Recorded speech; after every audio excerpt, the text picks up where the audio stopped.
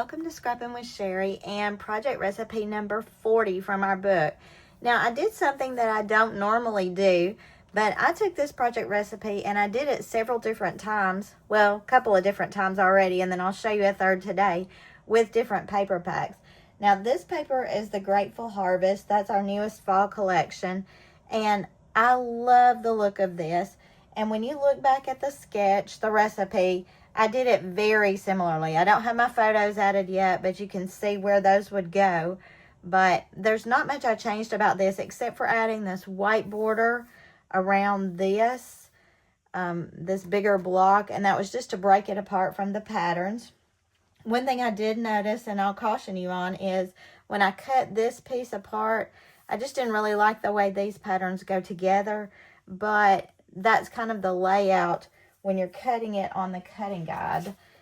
You have to be very aware of that, and you really need to turn your paper sideways to get these two pieces to work out together so your patterns go across if you're using a pattern. So that's with Grateful Harvest. I actually did it first with Indoor Play, and this is the Indoor Play version of that. So instead of using any kind of border punch, I used the paper border that you could just cut apart here. I didn't really add anything to it. Over here, I do have one little, no, that's not an extra strip. That's my background paper. I'm just kind of refreshing myself on it. But very, very similarly to the recipe, I did do two pictures here and develop them as a horizontal picture. But other than that, it's very, very true to the sketch. So you can tell how different those look. I think that's kind of fun because you could take one recipe and go through and do a whole album with one recipe and be fine with it. So with this time, I'm going to be using a couple of different things. This paper came out of the latest secret box, the Outdoorsy secret box. I can't remember the name of it right off the top of my head. These two papers are from Lullaby Lane, the girl version of that. And then this scrap that I've got left over is from Elegant Moments. And I'm going to be doing some pictures of our newest granddaughter. And I don't have all the photos yet. And if you watch all of my videos, you're going to see that I've done some of these pictures before. But that's because I'm doing her book and my book kind of simultaneously. So I'm waiting on some pictures from the other grandparents to add to this. So these are what I've chosen for my background papers. I'm going to set those aside. If you didn't get that secret box, these are nice textured papers. I love this wood grain with the texture. But let's see what we've got to cut, what we actually need. And I need to flip back to my sketch because what I would like is for this part right here, this peachy color, to be this paper, because that's what a lot of my photos will go on, and I want them to be able to stand out against this. So what I need to do is look for what peach cuts we have to make, and here's the directions to tell me how to do that. So I need one 3x12, and then with this 9-inch I have left, I just need to cut 3 inches off of that. And this is not a real directional paper, so it really doesn't matter per se which way I go with it. That's what I was telling you about on the Autumn Harvest. It did matter a little bit more on that one. I really needed to cut it so that those patterns met right here on the Autumn Harvest. All right, so we've got the pink cut, which is the peachy color on here. Now, I only have a little bit of that gray, and I'm looking for what I don't need a whole lot of. And the blue is something I don't need a whole lot of because I won't do the mats. So in looking at that, I need a 2x12. And this is just scraps I had left over. So I need a 2x12 and a 1/2x12. That ought to be easy enough to get out of this. 2. And then my 1/2 inch is my first line to the right of the mat.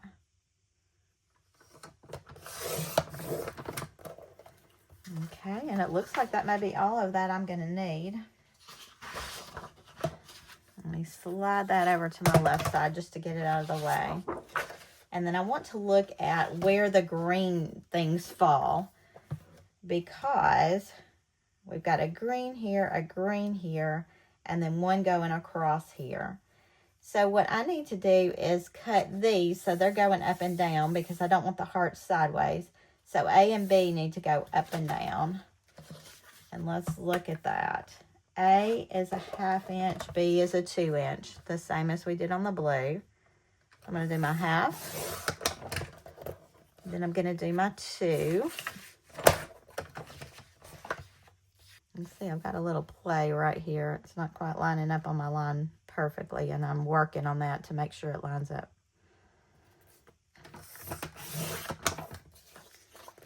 And then it shows us for this piece that goes along the bottom here, that is this piece, and it shows to cut it this direction and use the reverse. Well, I don't want mine sideways, so yes, I'm going to sacrifice this piece of paper and go this direction. So that's going to be a 2 1/2.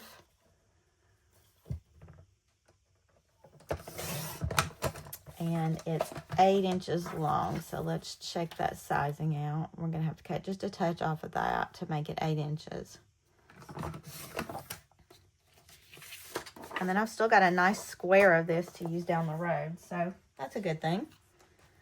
All right. And the only other things that I have not cut are mats. And then they've also cut some border shapes, but I'm not cutting the borders out of this. I'm just going to use my heart paper to do that. So I think we've got all the cuts done. Let's try putting it together and see what it looks like. So I chose the wood grain backgrounds just because I wanted to keep this kind of neutral, kind of tonal. The hospital room had some gray in the background, so I felt like that might work just to keep this kind of soft and kind of easy. And I'm looking at what needs to go where with my sketch to the side. But we have a heart border with a bigger border. And then on the opposite side, we're going to have this with this with this. Yeah, I'm already liking the feel of this. And then here, we're going with that and that. And our little hearts are going here. Now, I said I wasn't going to use a border across the top. I was just going to use my heart paper. But I'm thinking it might be pretty to pull back in a little bit of that gray. And I did have some of that left over. And we could use this scalloped crochet punch to do that. And that's where I'm headed with it. I think this is going to give it a really feminine feel. And since this is our new baby granddaughter, that'll be a perfect fit for this page, I think. Yeah, I'm just running my fingers along here because my punch just has this, I don't know, it has a little glitch where it doesn't want to cut all the way through on one of the little holes. So I'm just trying to get that off if you wonder what I'm trying to do here. All right, we got most of the confetti off. I'm sure it's going to show up in many places over the next few days. And then we just need to cut this down using our 12-inch trimmer once again. And I'm going to cut it in reasonably close. I don't want it to take up too much room on the page. And when I'm cutting these, what I'm doing is lining the bottom opening up with the cutting line that's furthest to the right. And I'm lining this line up with that cutting line furthest to the right. And when I slice, it gives me just that really thin little edge. And that's exactly what I wanted. And now we can stick this down and get to adding pictures. So I'm going to start right over here with this little bitty strip.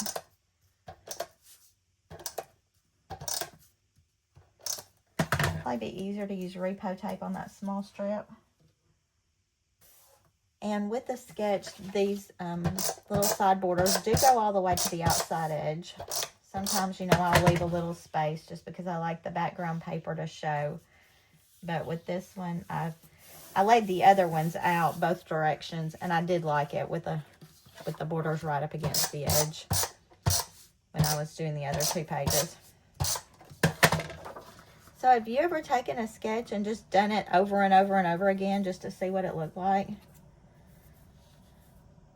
Oh, y'all, you're probably laughing at me again because I didn't even need 2 of those borders. I only needed 1.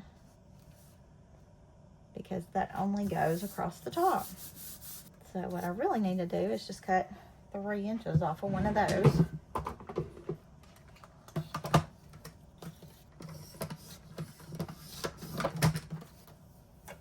Good thing is, if I messed it up, like it looks like, no, maybe not.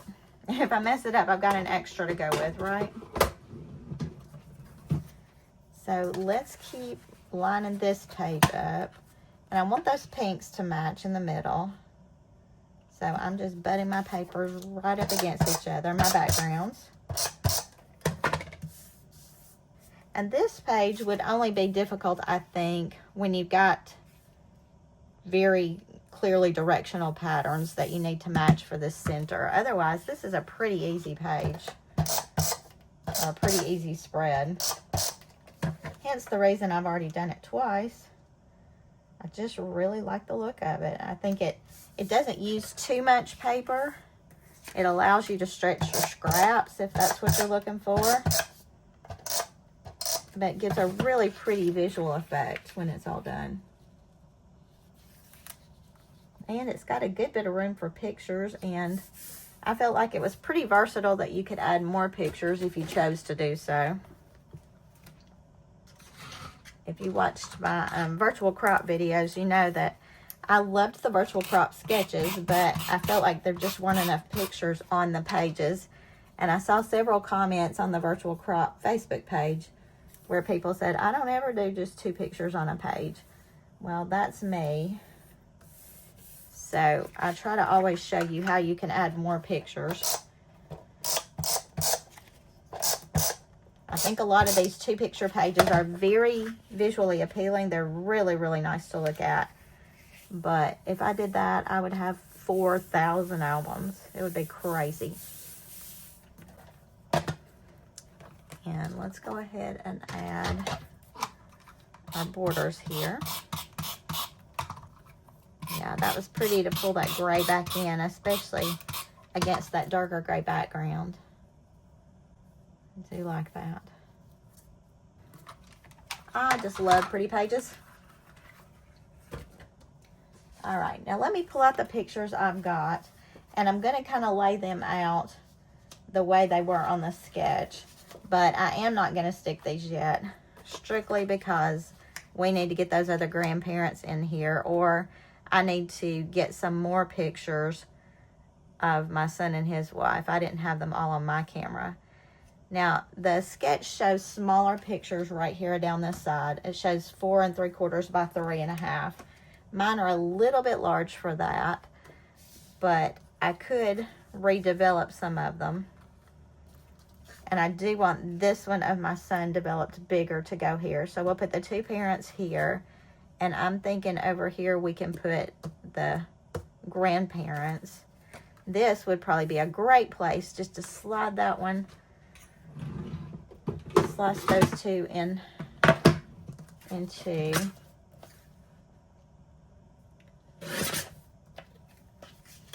and then put our baby girl right there. And I probably will go back and do a little bit more white matting on there. So when I look at this, aside from other pictures that I need still, a couple here and 1 here, this sketch is pretty much done, this recipe. When I look at their embellishments, they added a little title here, and I think I'm going to cut that on my machine. There's another embellishment added over here. Yeah, I'm looking at where they had that actually put down. There's another embellishment over here that I can add, but this page is pretty much finished. So I wanted you to see what it could look like with 3 different paper packs, 3 different collections, and here's the latest version of that. So I think this is pretty. I look forward to finishing this page out and getting it ready to go in my little baby's baby book. And until I see you next time, happy scrapping.